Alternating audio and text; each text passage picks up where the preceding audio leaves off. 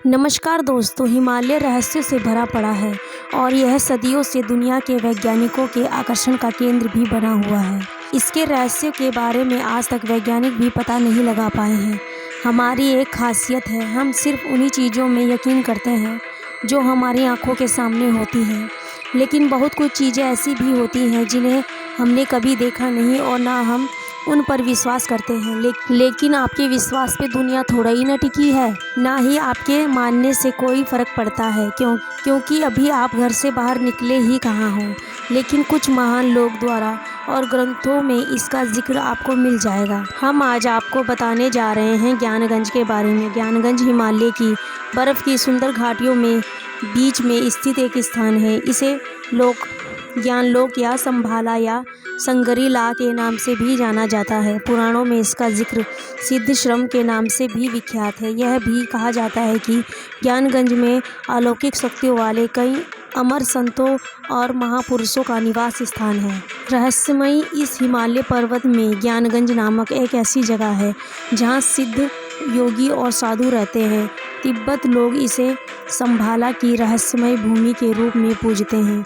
ऐसा माना जाता है कि ज्ञानगंज तिब्बत क्षेत्र में कैलाश पर्वत के निकट स्थित है।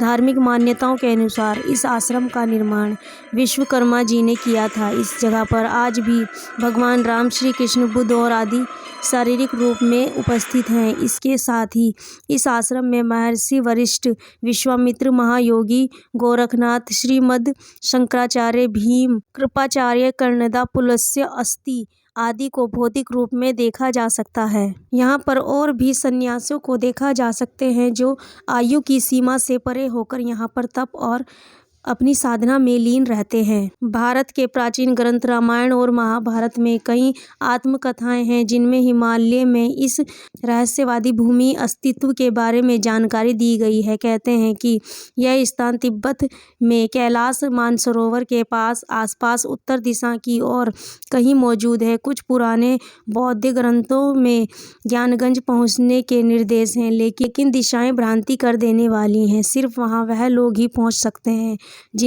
जिन्होंने सिद्धियां प्राप्त की हो या जो वह जाने के योग्य हो। वहाँ हर कोई नहीं पहुँच इसे ढूंढ सकता है। भारतीय साईं काका जी ने इसमें टिप्पणी करते हुए कहा है कि वह कई बार ज्ञानगंज का दौरा करके आ चुके हैं। उन्होंने कहा है कि यह जगह पूरी तरह से आधुनिक विज्ञान से भरी पड़ी है। इस जगह अलग ही आयाम और उच्च तकनीक से विद्यमान है। यहाँ पर उच्च तकनीक विद्यमान है।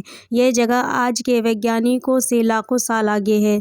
यहाँ लोग किसी अद्भुत सपने से कम नहीं हैं। आपको बता दें कि कुछ महान साधु और अन्य लोग यहाँ जाने का दावा करते हैं।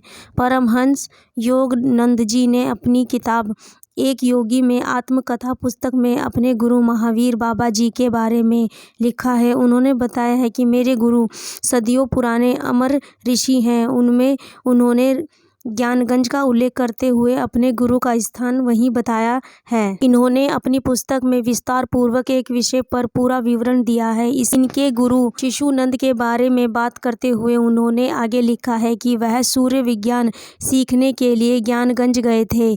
इस ज्ञान में उन्होंने सूर्य की किरणों से चीज़ों को प्रकट करना और एक चीज़ से दूसरी चीज़ की जगह बदलने के बारे में सिखाया गया था। काफ़ी लोग इसे मनगढ़ंत कहानी बताते हैं, लेकिन आपको जान के हैरानी होगी ज्ञानगंज की जड़ें भारत में ही नहीं बल्कि उसकी जड़ें तिब्बत में भी गई हैं।